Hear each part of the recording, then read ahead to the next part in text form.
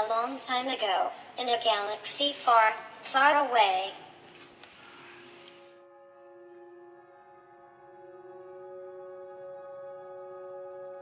In a lot of ways, I think we have a lot to be proud of in the field of artificial intelligence. We've come a long way in the last few decades, and we've arrived in some surprising places. Statistical methods are much more generally used than one would have thought 40 or 50 years ago. But there is this sense that after 50 years, depending what you measure from, or 60 years, the field shows not as much progress as you might hope for towards wide intelligence as opposed to a narrow intelligence. We talk about intelligent machines all the time now. We do. We talk about intelligent machines. Okay, there you go. It doesn't say they're thinking particularly, except in a minor way, but they're not. It's a continuum. I think that there's two different ways how you can phrase intelligence. One is the philosophical question of what does it take to build a thinking machine? So that's not what we're trying to address. We're looking at it from a more practical angle, and we think what makes a machine useful and pleasant for humans to interact with. There's some panic that maybe we're totally on the wrong course or something because we haven't gotten that far towards it. And I don't know what to think about that. On the one hand, I'm tempted to say, well, just be patient. We're putting together a lot of different skills, and perhaps it's true that people give the impression that they have wide intelligence when they actually have the ability to skillfully cover up or make allowances for the fact that they don't know something and change the subject and things like that. So maybe we're not as wide as we think. If we take somebody off the street, they're pretty poised in a lot of situations where a computer program might just break down or something. And so maybe what we need is a general poise module or something. I don't know. On the other hand, when it comes to natural language processing, the ability to carry on a conversation, I think our current state of the art is woefully behind what you would expect. That is, we just don't seem to have a handle on it at all. So I think progress has actually been negative in the sense that 25 years ago there was sort of a de facto model of what understanding would amount to, and now that model's gone as far as I can tell, and nothing's replaced it. So nobody really has a clue as to what it means to understand, to take part in a dialogue and understand it and assimilate new information from it. Well, the field of computational creativity is all about investigating software which takes on some of the creative responsibility in arts and science projects. So at one end, they're tools which act as creative collaborators. At the other end, which is what I'm more interested in, we're building fully autonomously creative artists and poets and musicians and mathematicians. And I think we're missing an opportunity to be kind of loud and proud about our computationally creative artifacts.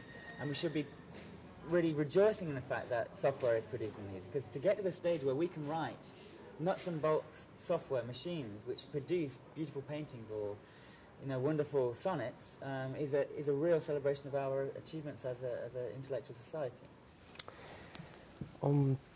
Our approach is based on emotions. Emotions that we take because we don't know much about sensors. We take from text. So we have so many challenges. It's just the beginning, and we discover every day a new challenge, a new layer of the problem. Not at this time, no, I think not. We start from the observation that many of the existing dialogue systems are pretty unnatural in the way that they interact with the human user. So you can tell immediately whether you're talking to a machine or to a human. So everybody, well, not everybody, but most people actually focus on trying to get the verbal level right, trying to understand what the users are talking about, etc. But They're not focusing on the other aspects that make it natural for us to talk to each other. So the nonverbal behavior, the eye gaze, the nodding behavior, the way that you're giving little signs of looking at me, of nodding, etc., while I'm talking. So I know that you are still with me, that it's still worth continuing to talk to you. So basically, those things that humans naturally do and that we might not even be conscious of, we are trying to build these into the sensitive artificial listeners, and we explicitly avoid the complexities of verbal competence at the same time, so to limit the complexity of the task. And that means our systems are able to detect some of your emotion. They are detecting whether you're nodding or shaking your head, but they basically don't have a clue of what you're talking about. One of the difficulties with the history of AI is that people thought they understood what the problems were as they were trying to produce human-like systems, whereas in fact they got the problems badly wrong. They took things like the ability to play chess or the ability to do symbolic algebra or whatever, whereas humans do a lot of other things like opening their eyes, looking around and working out how to walk, how to grasp things, how to manipulate things. They design shapes of objects to enable them to perform functions. They modify their designs. They get involved in accidents, and then they work out how to extricate themselves from the hole they fell down and so on. So they're constantly interacting with a complex physical environment. And they're able to do that because they're products of the evolutionary process I described previously, where all the intermediate stages were organisms interacting with a complex and changing physical environment. Well, I think the first thing is to kill this dreadful fashion for generating new fashions and following them and rejecting everything that went before.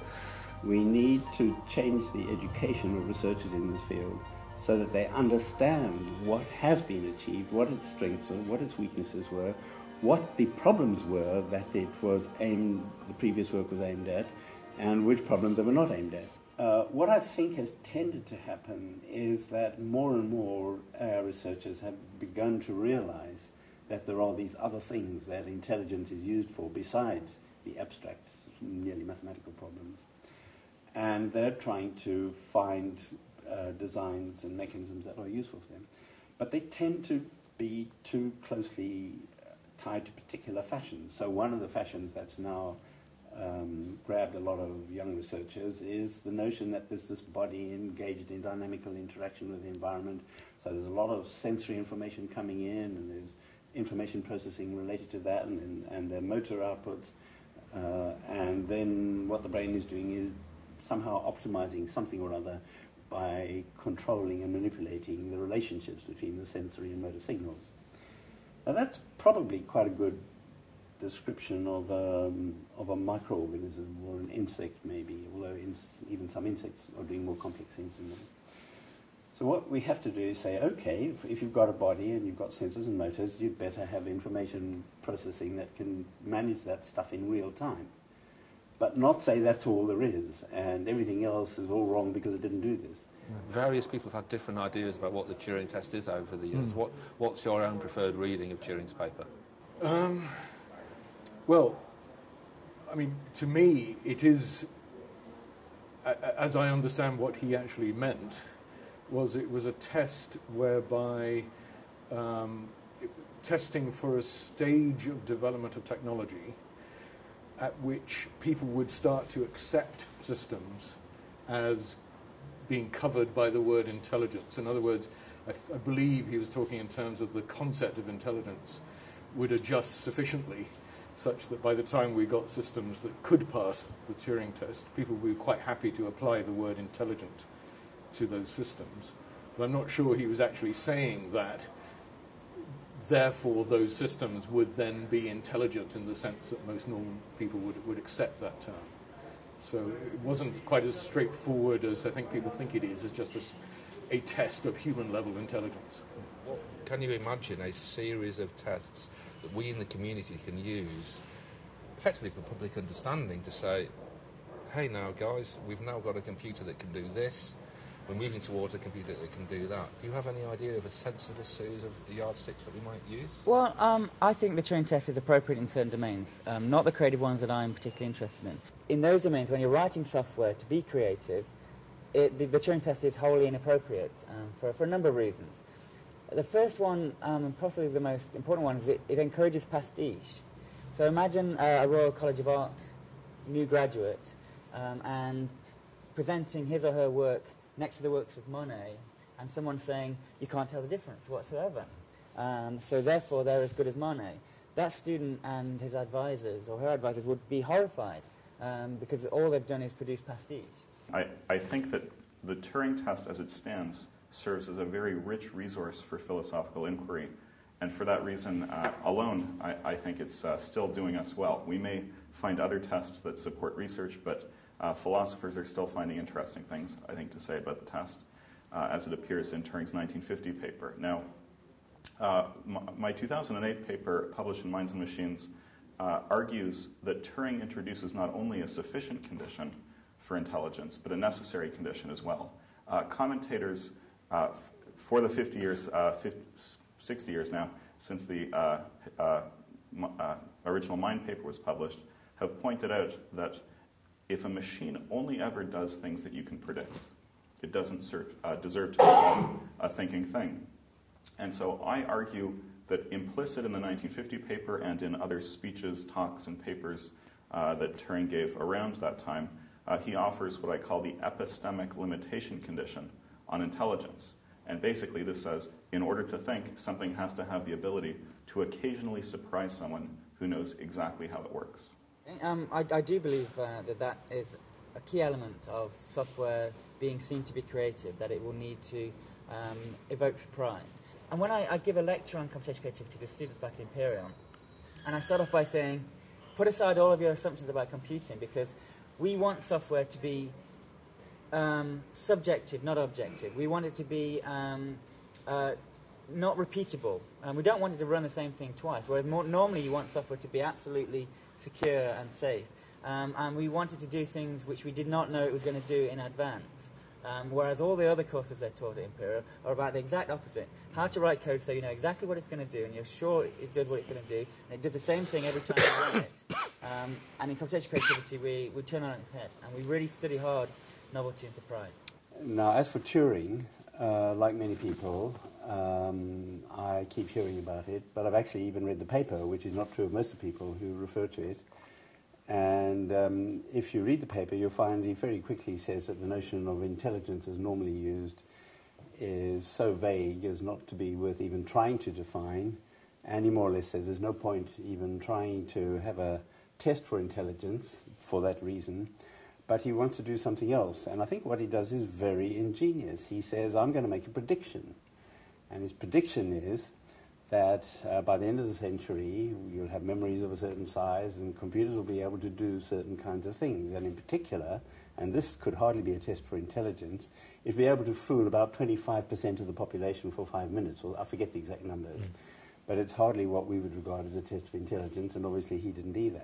And why did he make his prediction? Because he wanted to consider various objections that he thought various people would make to that prediction. So even though it was a fairly weak prediction, he still thought people would object to it, that it couldn't be done. And he spends the rest of his paper considering a whole set of objections and more or less demolishing them all one after another. And yeah, I think basically it's all very sound and sensible, and I wish more people would actually read it instead of going around saying that Turing proposed a test for intelligence, which he didn't do. If I'm allowed a little bit of criticism of the Turing test, I think one of the key issues that I disagree with is that the machine must be able to fully replicate a human behavior. So I don't think that is a reasonable criterion, at least for our goals. For us, it doesn't really matter if the machine has those emotions or can feel those emotions. We don't care so much about concepts of qualia here. We're thinking in terms of the practical surface level behavior, if you see what I mean. Yeah? So it's if the machine interacts with a human like humans do, then we're satisfied, and we don't care how that is achieved under the surface. I think the Turing test as proposed is probably a bit too restrictive. There are examples one can come up with, I've come up with a few, of what I think would be an intelligent entity that would not pass the Turing test. I think that the Turing test is sufficient but not necessary. Something that would pass the Turing test would, in my view, be intelligent. But I can think of a number of situations where something would not pass the Turing test and would still be intelligent. There's a rather famous experiment I cannot recall and have not been able to dig up the name of the experimenter. From maybe 30, 40 years ago, it's been a while. He was experimenting with dolphins.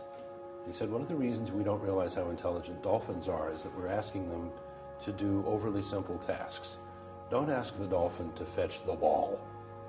Ask the dolphin to fetch the blue ball. So he trains a dolphin to recognize colors, and he calls in all of his colleagues to see this wonderful demonstration. And he says to the dolphin, "Okay, Peter, fetch the blue ball." And the dolphin, which has been performing the task flawlessly, proceeds to fetch the orange ball, then the red ball, then the yellow ball, then the green ball, until it has brought him every ball in the pool except the blue one. And then it sits there on its tail, sort of flapping its flippers and making a funny little noise they hadn't heard before, which indicates the dolphin knew exactly what was going on. He knew exactly how to play a practical joke on this guy and when to do it, demonstrating extraordinary intelligence, way above fetch the blue ball. That dolphin doesn't pass the Turing test. He's intelligent. I mean, I think just the simple string input and output is not really very intelligent, and it's not really very interesting. It's tough, but I personally think you have to have the computer being able to do audio-visual input. Otherwise, it's not, and being able to compare a human against it, it's just too sterile with these strings. Although I don't, that's it. I mean, that's what my particular view is. To say this string comes in, it doesn't interest me. I mean, it's just, you know, it's not what I would think is important. It might be right, but I don't think the idea of just a text-only Turing test is particularly a good test. I mean, that's why one of the reasons I had audio-visual input. I mean, that's because I think that's what Turing would have wanted. The whole idea of the Turing test is this. He doesn't describe what understanding is or anything like that. He simply says, this is a human. The human thinks. This is a machine. It's acting in the same way as the computer, as the human. Therefore, we could say the machine is thinking. Period. I think actually probably is enough to stick to text. I don't see a very, very strong reason for necessarily including other modalities, because I think if something could, over a long period of time, interact in text at the level of a human being, and let's say over weeks or months of conversation, seem to be at the same level as a human being, that would be a very stringent test, even if it's just all text. But what I would say is, to ride my own hobby horse for a bit, my main work is in metaphor, and that actually does connect quite strongly to humour, obviously. Very strong commonalities there. I think not enough attention has been given to actually what goes on in real conversation. So a lot of real conversation has humour in it, metaphor in it, irony, all sorts of things like that. And to get a system to both appreciate humour and metaphor, etc., when it meets it, and to be able to produce it itself, and to sort of fall in with the metaphorical and humorous language of the other participants, that needs to be added. And if you can do a good job of that, I think that would be a very, very good additional aspect to the Turing test. And without that, I'm not sure that it would be showing very much. Artificial humor is something that is strongly correlated, connected to the emotions that we discover in the text. If it's the dialogue, like in Turing tests, dialogue with the machine, not only the content of a joke is important, right? The timing is important. So we cannot do humor processing without common sense processing, emotion, like affective processing, or even like ethics, like little scale ethics, because we cannot joke in some situations, right? Like during the funerals and things like that. And you can fool computer very easily if you talk to it and you see that it can joke. And then you can say, like, oh, my dog has died. And then the computer makes a joke of it, and you cry. Or if it's your kid, cries even more. It's very difficult to make a joke and to say it in the right time, with right timing. I think the context is the key.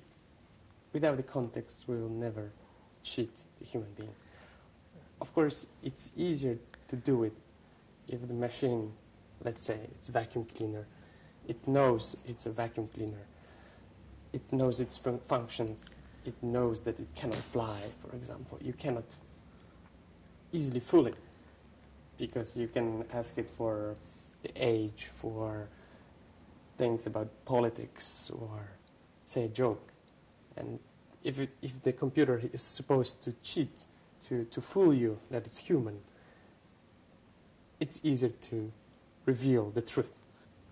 Probably when the human tester will find a robot that can cheat human being for, let's say, 15 minutes, the most difficult questions will be like irony, joking, and some allegories with humorous content. Now, if we were to go along to the competition in 2010, are we likely to see a programme that is significantly better than we would have seen in 1993? Some sceptics say, have cast doubt on that. They've suggested that there's not an awful lot to pick between programmes in 1993 and ones we're seeing now. What's your opinion on that? Well, I never look at the transcripts, so I wouldn't know. I have enough trouble putting it on. It's too hot a button for me. I just don't like to look at them. I mean, I look at them great, but I really don't pay any attention to them. I think it's probably correct that there isn't very much better, but I don't think that means anything. That just shows where we're at. What it really means is that if you don't enter the contest, you're pretty foolish because these are the solid days. I mean, you know, the competition is not very strong. But as far as the lack of apparent progress in the Loebner Prize competition, that doesn't first necessarily mean that there's no progress being made. It just means that those who enter it have not been making really signal advances. Well, I think there are some improvements. It's a specific area. For example, Wolfram Alpha is quite clever. I've used that from time to time, and I've been very impressed. But it just comes up with reporting information. So I don't know that it's, you know, and who knows that if things can go along very slowly and then suddenly shoot up. You know what an exponential curve is like. It goes up and then boom, right? When you get to the knee or the whatever it is, it gets really high. So I don't know. I mean, somebody may come in next year. It's something you can't say. It's like trying to prove a negative. I mean, the fact that it's nothing now doesn't mean that there won't be anything anyway. Besides, it keeps people interested and keeps my name in the news. I can sort of see where there would be limited progress at that. But it's a really hard task, you know, starting from the fact that machines don't have a lot of background knowledge. And I don't know if we know how to give them background knowledge. That is there's the psych model that you just type a lot of predicate calculus in, something like that. I don't know if that's going to work. Certainly the milestones that were predicted initially don't seem to have been successfully reached. If that's not the model, then what is? I just have a feeling that some point has been missed in figuring out how people use language. That is, language is a social vehicle and not particularly a device for communicating information, I don't think. I mean, but that's the paradigm. I utter a declarative sentence, I'm giving you information. I utter an interrogative sentence, I'm asking you to give me back answers based on what I've told you, that kind of thing. And maybe that applies in schools to some extent. But if you listen to people talking on the bus, I don't think that really applies. Is your best guess, your intuition, that a suitably programmed machine ever can see the ineffable red of a rose? Or yeah, my intuition is that it probably is ultimately possible, whether it would be with computers as we know them now, or whether it has to be something where the computation is organized in a very different way. There may be practical issues of exactly how you organize the computation.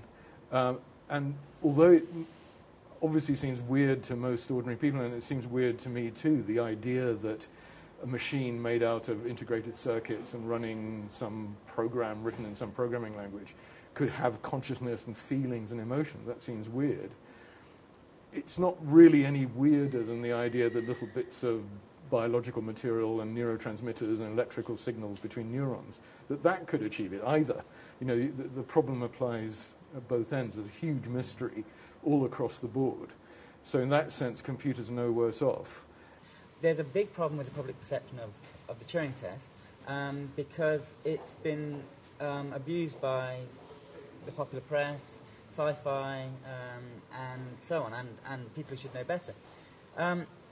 The main problem is that Turing defines the test as a test for intelligence, which just happens to involve humans. And if he'd have come up with a different test for intelligence, which didn't involve humans, we wouldn't have this problem. But the public perception is that all we want to do with our software is get it to act like humans. I'm really worried that there will be a backlash against computer-generated creative artifacts like poems and music and visual art pieces, and for very understandable reasons. So my test for progress towards intelligence would be acceptance of the general public and the art world and art critics and artists of software as being creative in its own right. That will take a long time, maybe my lifetime, but if towards the end of that people are saying, yes, I can empathise with that software. I can see how I wouldn't have been able to do that. I wouldn't have produced that picture. Because when you see really creative artists, you always think, why did they do that? How wonderful. Putting those things together and telling me that story in that way. I would never have thought of doing like that. I actually have an explicit proposal in my paper for something that I call, as an homage to the creators of the Matrix movies, the Wachowski test. So I'll tell you a bit about the Wachowski test. In this test, just as in the Turing test, you have a judge, but you have two people, not a person and a machine. The difference between the two candidates is that one of them is plugged into a virtual reality. They believe themselves to be typing on a keyboard, but they are not. And so here's the question that we ask in the Wachowski test. Can a judge determine which person is sitting at an actual keyboard, typing actual responses, and which person only imagines that they're sitting at a keyboard, imagining responses? If we can create machines which, when in an interface with a person, pass the Wachowski test, then we will have successfully drawn a line around what it is that must be simulated so as to convince ourselves that embodiment no longer matters. I think there is a necessary and sufficient condition, and that is that the entity can interact with a sentient being, recognize how its actions make that other sentient being more or less satisfied with the interaction, with the situation, and can then exploit that learning to its own advantage. Yes, there's a practical way of running the test. Is there a practical way of running the test such that we would all agree on the interpretation of the results? That'll work about as well as IQ testing in humans. Yes, I believe the robot cat will be the big breakthrough, because the biological cat is a major innovation in the sense that it's cuddly and easy to take care of relatively, and you can project all sorts of human abilities onto it. In other words, I think there will come a time when products are available that people believe are intelligent. Even the experts will then be saying, no, this isn't intelligence yet. This isn't what we meant. So I'm not worried about proving to people that something has intelligence. I'm worried about trying to persuade them that certain things don't have intelligence. I guess you might say from that that the Turing test has already been passed if we're talking about the age of intelligent machines already. No, because they haven't. The Turing test is a paired comparison between a machine and a human, where the machine is indistinguishable from the human. In certain limited versions, yes, I mean over very short periods, but it does not certainly pass the Turing test in the respect that it is indistinguishable from the human. It's like car navigations in Japan. We are doing some research with car makers, and every year, every 2 years, there are some little features of AI that think instead of me. This machine is clever now. I'm happier, so this is one step higher. This is one step smarter machine. That's my test.